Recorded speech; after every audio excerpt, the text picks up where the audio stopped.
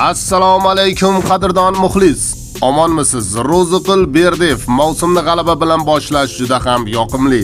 Nasaf Sug'diyan uchrashuvdan so'ng jamoamiz bosh murabbiyi Ro'ziqul Sadillayevich bilan sport jurnalistlari o'rtasida matbuot anjumani bo'lib o'tdi. Ro'ziqul Sadillayevich kirish qismida quyidagi gaplar bilan boshladi. Avvalo, tabriklar uchun hammaga rahmat. Mavsumni g'alaba bilan boshlash yoqimli.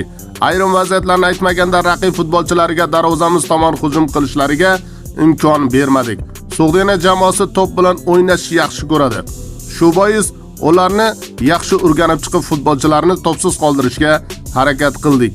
Bizda ham hujumda goldan avval va goldan keyin ham xavfli vaziyatlar bo'ldi, lekin ularni golga aylantira olmadik. Agar shu hujumlarni ham golga aylantirganimizda yana ham ishonchli g'alabaga erishgan bo'lardik. Ammo mavsum boshlanishidagi g'alabaga erishib 3 ochko olish bu juda ham yoqimli.